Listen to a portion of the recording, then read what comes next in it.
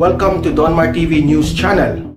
Ferdinand Bongbong Marcos together with his running mate Davao City Mayor Sara Duterte Carpio are in the Davao region for the opening of their headquarters. In a news release, Marcos will push for the empowerment of persons with disabilities by providing equal opportunity both in law and in reality. In another statement, his spokesman, Attorney Victor Rodriguez, said Marcos Jr. will not engage in any negative and hateful campaigning, following Vice President Leni Robredo's remark that he is a liar.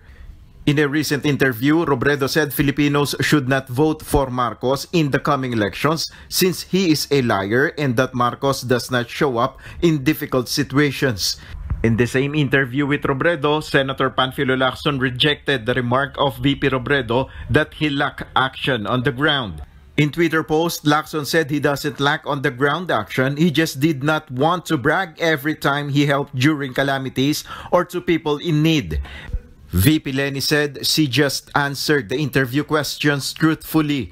Meanwhile, Senator Manny Pacquiao said President Rodrigo Duterte has the right to name the presidential bets who are unfit and corrupt for the post. Pacquiao believes he was not among the corrupt presidential candidates that President Duterte will reveal. Hindi naman siguro at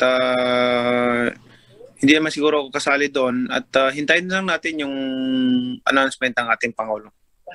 The Manila City government will launch its pediatric vaccination against COVID-19 for children 5 to 11 years old on February 4. Mayor Isko Moreno Dumagoso announced that the city government is planning to hold the pediatric vaccination at Manila Zoo and Bagong Ospital ng Maynila. Please save the date, February 4. Mag-una tayo magbabakuna sa Manila Zoo para sa mga bata. Tapos antabayanan ninyo yung ating official announcement. Yun talagang tiyak na. Today, VP Robredo visits the Swab Cab in Tanay. Swab Cab is a mobile free COVID-19 testing initiated by the Office of the Vice President. VP Leni together with her running mate Senator Kiko Pangilinan also attended the online kamustahan with their supporters in Ilocos region. Commission on Elections First Division Presiding Commissioner Rowena Guanzon has disclosed her vote to disqualify presidential aspirant Ferdinand Bongbong Marcos Jr. In several interviews today, COMELEC Commissioner Rowena Guanzon revealed that she voted to disqualify Ferdinand Marcos Jr. for moral turpitude as a ground for disqualification under Section 12 of the Omnibus Election Code.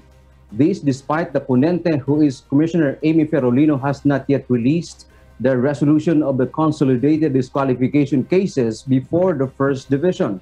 Commissioner Guanzon questioned why until now Commissioner Amy Ferolino failed to release the resolution of the cases. Meanwhile, in a statement to UNTV, Commissioner Ferolino refused to give her reaction over Commissioner Guanzon's action.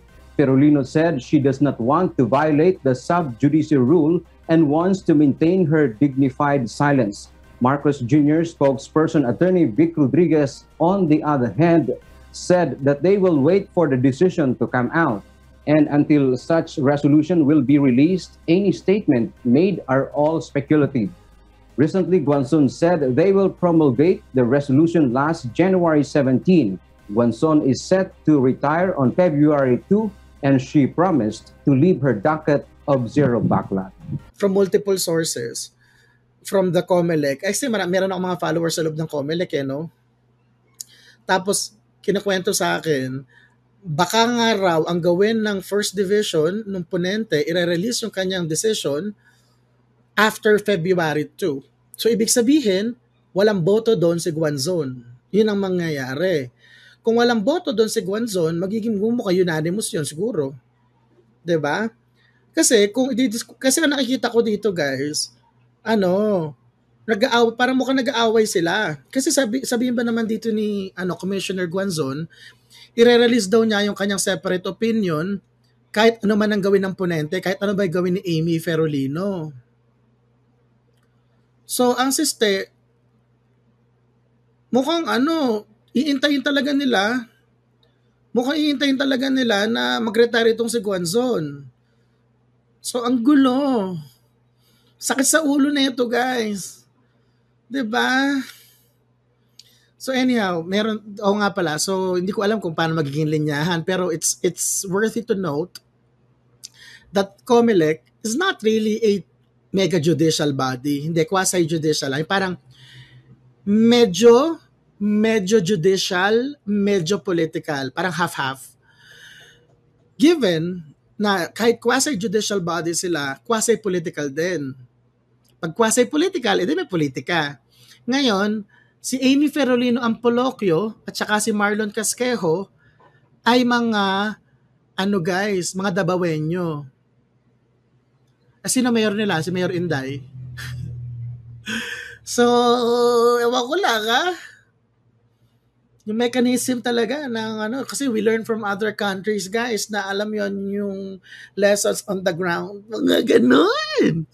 So, ewan ko lang mahirap pangunahan si Commissioner Guanzon. May kaibigan ko na, I consider her a friend. Pero ang awkward ng situation.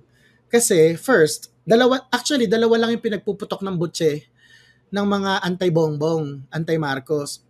Una, yung petition ni Tedite, petition to cancel COC, petition to deny due course, and /or cancel certificate of candidacy na hawak ng second division.